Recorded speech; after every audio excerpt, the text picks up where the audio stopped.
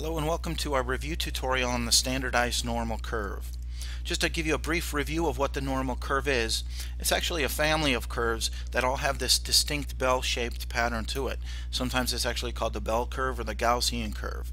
The shape of the curve depends upon two parameters: the mean, which is going to tell you where the curve is centered, and the variance or standard deviation, which is going to tell you how flat or how steep the curve is. The smaller the standard deviation, the steeper the curve. If we wanted to find a probability associated of a particular observation, or more precisely a range of observations, we would have to use the following formula, which is the normal curve's probability density function. You could see that that's a pretty complicated formula, so rather than working with that complicated formula, we can convert our normal distribution into what's called a standardized normal distribution by performing a simple linear transformation of our data. You can think of this as essentially recoding our data. This transformation will let us use a standardized normal curve table, most of the time called the z-table, to find probabilities associated with outcomes. So just a quick review of the properties of the normal curve. It's a continuous probability distribution, although oftentimes it's used to model discrete data as well. The peak or the height of the maximum height of the curve occurs at the mean. The curve is symmetric, so the left-hand side looks exactly like the right-hand side, and 50% of the curve is to the left of the mean and 50% to the right. The new properties of the standardized normal curve: the mean will be recoded to 0 and the standard deviation will be recoded to 1. So how do we do this transformation? To find the z-score of any raw score x, we simply use the following formula: z equals your observation x minus the mean mu divided by the standard deviation sigma. So let's say we have a small retail boutique whose daily sales is normally distributed with a mean of 500 and a standard deviation of 25. So now we're going to kind of reclassify that mean of 500 as 0 and the standard deviation was 25. It will be recoded to 1. So let's assume yesterday we had sales for $550 and we want to find out the z-score associated with that. So we simply use the z-score formula, and we do the observation 550 minus the mean 500 divided by the standard deviation 25, and this gives us a z-score of 2.0. So what does this look like? Again, the peak of our curve is right at the mean, and our mean was 500, and we're trying to find the z-score for 550, which is 2 standard deviations to the right. So the 500, it now becomes 0, and the 550 is now 2 standard deviations to the right of 500, and that's what a z-score is. Z-scores can be negative too. So let's take an observation to the left of the mean. In our case, a low sales day. Let's say we only had $425 in sales one day.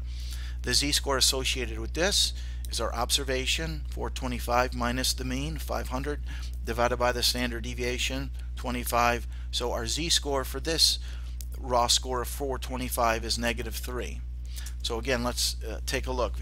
First, here we have our raw data, the x's, 425, 500, and 550, and we converted those into z-scores. Note, anything to the left of the mean is going to have a negative z-score. Anything to the right of the mean is going to have a positive z-score. So the z-table allows us to find probabilities associated with outcome much easier and much more quickly than using that very complicated probability distribution function we showed at the beginning. There's a few different type of z-tables available to you. I'm just going to show you one today. It's generally the most common one, and what this does is it gives you the probability of an observation between 0 and your z-score, so that black shaded area to the upper left. That's the numbers in the middle of the table correspond to that black shaded area. So let's assume we wanted to find the probability of observation that has a z-score between 0 and 2.0. So what we're going to do here is, on the very left column, the z column of our table, we're going to go down to 2.0, and then on above, which column we're going to go to is we don't have any other decimals after that, we're looking for 2.00, so we stay in that first column, and we see that our probability associated with that group of observations between 0 and 2 is 0.4772. So by the symmetry property, we also know there's a probability of 0.4772 that the z-score is between 0 and -2, because remember, what happens on the right side is just a mirror image of what happens on the left, and vice versa. So we can even take it farther and say the probability of an observation between -2 and +2 z-scores is 0.4772 plus 0.4772, so that's 95.4%. So let's do another one. Here we want to find the probability of a z-score being greater than 1.55. So I'm going to put 1.55 as our z-score cutoff, and note this time we're trying to find the red shaded area on our diagram. But remember, the table only gives us the black shaded area. But what's really easy about the z-score is we know the black shaded area plus the red shaded area is equal to 50%. So to find that, that's just by definition. So to find the red shaded area, we can do 50% minus the black shaded area. So we're going to look in our z column down to 1.5. Now we need to go across to 0.05 because our number is 1.55, and this probability is 0.4394. So we want to do, remember, 50% minus the black, so 0.5 minus 0.4394 is going to give us what that red shaded area is. In this case, 6.06%. Okay, let's do the probability of an outcome being greater than -1.38. So on our diagram, I'll put -1.38. Here I'm drawing it to the left because it's a negative number. And what we're trying to find is that red shaded area. The first thing we should note is that big red shaded area can be written as the sum of two different areas. We have the first area, which is between -1.38 and 0. And then the second area, which should be really easy for us to calculate, is the probability with a number, a z-score greater than 0. And again, by definition, we know that half of the diagram is 50%. So we really only have to find use the z-table for 1.38. So in the z column, we'll go down 1.3, and then we'll go across to 0.08, and we see our answer is 0.4162. So our solution here would be between -1.38 and 0. We have 0.4162, and then the right half of the diagram is 50%. So the probability of an observation greater than -1.38 z-scores is 91.62%. So let's put this back into the context of the problem. What's the probability that the sales of the store on a random day will be greater than $530? The first thing we need to do is convert that x score into a z-score. And remember, it's observation 530 minus mean 500 divided by standard deviations 25. And that gives us a z-score of 1.2. So then the question is essentially asking us, what's the probability of a z-score greater than 1.2? Keep in mind, when you use the table is going to tell you the probability associated with a z-score between 0 and 1.2. So what we need to do is take 0.5, the 50%, minus the probability between 0 and 1.2, and that's going to give us the probability of greater than 1.2. So it's 0.5 minus 0.3849 is 11.5% essentially. The bottom one is what's the probability the sales of the store on a random day will be between 480 and 550. So let's calculate the z-score for 480 first. So it's 480 minus 500 divided by 25, and we have a z-score of -0.8. And what we're trying to do here is find the probability of a z-score between -0.8 and 0. In this case, it's 0.2881. That's directly from the table. And then the second thing we need to do is find the z-score of 550. We've done this one already. 550 minus 500 divided by 25 is 2. And then we want to find the probability of a score between 0 and +2, and that number should look familiar, 0.4772. and then we're simply going to add those two together and get 0.7653.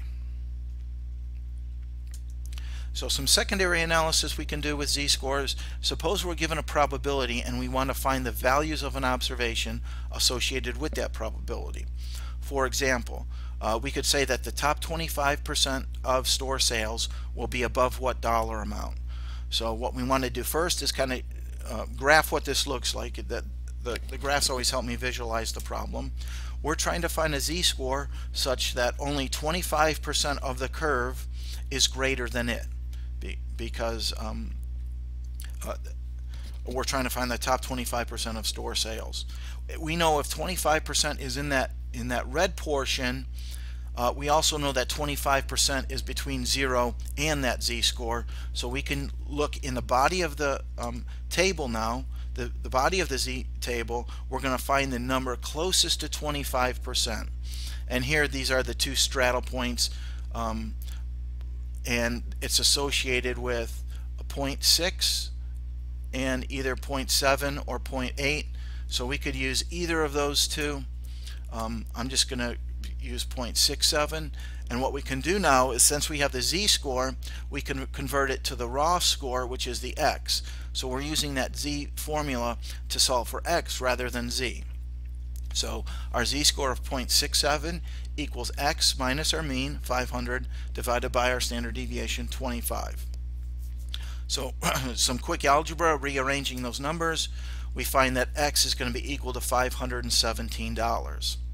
This essentially tells us that 75% of the time our sales are going to be below $517. 25% of the time our sales will be above $517. Let's do one last example. The worst 10% of our daily sales will be lower than what number? So graphically, what we're trying to do, on the left hand side, we're going to try to find the z-score such that only 10% of observations are smaller than that z-score. By definition, then, we know that 40% is from 0 to our z-score, because 50% is to half of the curve.